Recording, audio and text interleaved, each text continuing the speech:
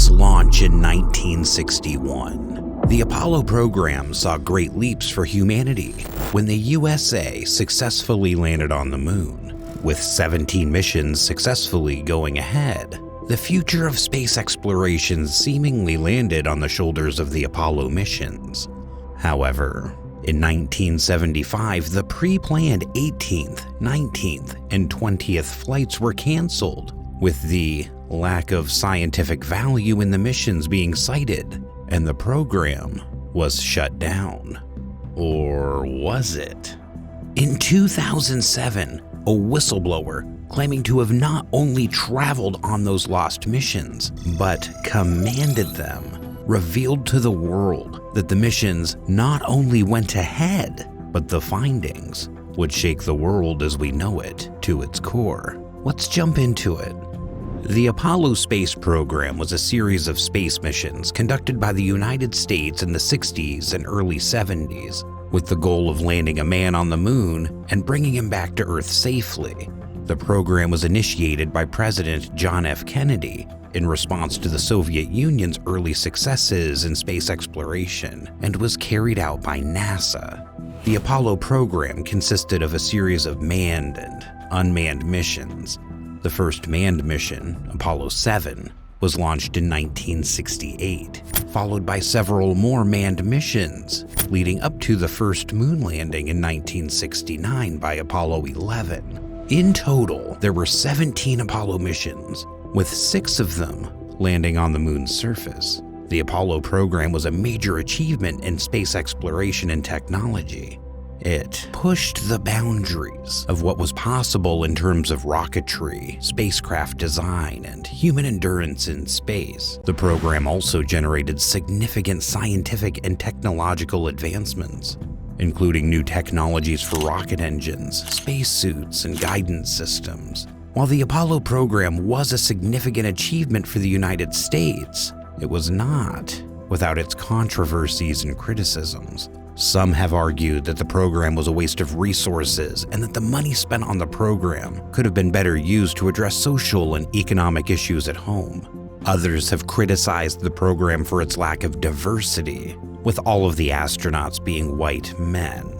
In addition to the manned missions, the Apollo program also conducted numerous unmanned missions, such as the Lunar Orbiter missions, which mapped the moon's surface in preparation for the manned missions, and the Surveyor missions, which landed spacecraft on the moon's surface to test landing techniques and to gather scientific data. The Apollo program was a massive undertaking involving thousands of engineers, scientists, and other personnel, as well as billions of dollars in funding. It represented a scientific achievement in human space exploration and helped to establish the United States as a leader in space technology. While the program faced significant challenges, including the tragic loss of the Apollo 1 crew in a fire during a launch pad test, its overall success demonstrated the incredible potential of human space exploration. So, in 1975, when the program was quietly canceled, people questioned the motivations behind it. Why had a program that had been so successful in progressing humanity been scrapped? Well, it seems it wasn't. Instead, it just went on behind closed doors. In 2007, a series of YouTube videos were uploaded by the user Retired AFB, which told the story of Apollo 20, a secret lunar mission that sought to and succeeded in proving the existence of intelligent alien life on the moon. The videos are short, each only lasting a few minutes. If viewed in their intended sequence, they tell a partial story of the Fox mission, starting with astronauts boarding Apollo 20 and ending with the extraordinary quote-unquote discoveries on the moon. They include the following images: Apollo 20 flight plans and mission patches, the launch of Apollo 20, a man who we are later allegedly able to identify walking on the moon, ruins of an alien spacecraft with a well-preserved alien woman inside, ruins of an alien city. With the videos quickly circulating, freelance journalist Luca Scantamburlo tracked down retired AFB and conducted an interview through Yahoo Messenger with the mysterious whistleblower. Here, he revealed himself to be William Rutledge, who was born in Grembergen, Belgium in 1930, started his career as a test pilot with Avro in Lancashire. In the mid-1950s, he became an American citizen and went to work in fluid mechanics at Chance Vought, likely in Dallas, Texas. By the 1960s, Rutledge had joined Bell Labs, where he worked until the 1970s. During this time, he tried to volunteer for the Manned Orbiting Laboratory Gemini program, but he was not selected. He then worked for the U.S. Air Force at Vandenberg Air Base in California, where he researched Russian technology such as the N-1 rocket, the Ajax aircraft, and the McCoy and Gervich MiG-25 in the 1970s. Rutledge told Scantamburlo how, during the Apollo 15 mission, a mystery object was photographed on the moon's surface. In addition, during Apollo 16 and Apollo 17, a number of pictures of the enigmatic object were taken, and the Land Rover also investigated the lunar surface. In 1976, Rutledge was selected as part of the secret Apollo 20 crew, along with Leona Snyder from Bell Laboratories and Alexei Leonov, a former Soviet cosmonaut who was part of the Apollo-Soyuz mission a year earlier. Rutledge revealed that following a successful launch and landing on the moon, the three astronauts stepped out of their ship and looked onto the remains of a nearby alien spaceship which they had been tasked with investigating. The spaceship was said to belong to the Anunnaki, a race of ancient aliens and deities depicted throughout ancient Mesopotamian mythology, primarily in the Sumerian and Akkadian pantheons. The Anunnaki were often depicted as humanoid beings with advanced technology and knowledge, who were believed to have descended from the heavens to Earth to create and rule over humanity. Proponents of this theory point to ancient texts, such as the Sumerian Epic of Gilgamesh and the Enuma Elish, as evidence of interactions between humans and advanced beings from another planet. One of the most well-known proponents of the ancient alien theory is Swiss author Erich von Däniken, who wrote the book Chariots of the Gods in 1968. Von Däniken argued that ancient civilizations could not have developed advanced technology and knowledge on their own, and that extraterrestrial beings must have played a role in their development, which would explain why wreckage of their own making would be found so close to our home.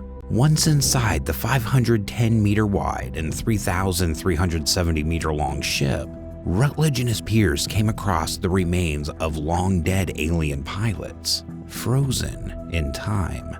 They also discovered a female humanoid pilot with 6 fingers on each hand and aerobatic equipment attached to her fingers and eyes. Because she was a pilot and had a device tied to both her fingers and her eyes, they had to remove 2 strings that were attached to her nose, which had no nostrils. The alien's device was taken away by Leonov personally. Clots or biofluids have broken off and frozen in the mouth, nose, eyes, and other parts of the body. The body has thin, translucent armor coverings over the hair and skin. Rutledge described the interior of the spaceship as having vegetation, triangular-shaped stones that exude a yellow liquid that has some medicinal properties, and the remains of small bodies, about 10 centimeters long, that lived in a network of glass pipes that pierced the ship. He also mentions that there were long yellow hexagonal tubes that made up the spaceship's cockpit structure, which were adorned with inscriptions. According to Rutledge, the spaceship's age was estimated to be 1.5 million years old, and traces of biological life were found in the engine compartment of the spaceship. After documenting the spacecraft and taking evidence from the ship back to their own, the 3 descended back to Earth, where they would be sworn to secrecy for the greater good. Following his return, Rutledge told Scantamburlo how he experienced severe psychological effects, including nightmares and paranoia, which took him years and heavy counseling to recover from.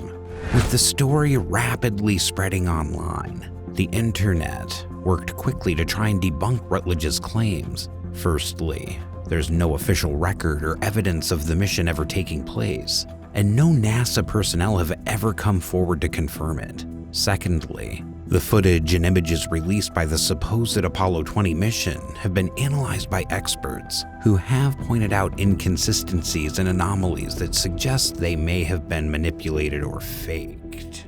Additionally, some of the claims made by those promoting the Apollo 20 mission, such as the existence of a secret alien spaceship on the moon, have been met with skepticism and have been debunked by experts in the field. It's also worth noting that the main source of information about the Apollo 20 mission comes from a person claiming to be a former astronaut, William Rutledge, who has provided no verifiable evidence to support his claims.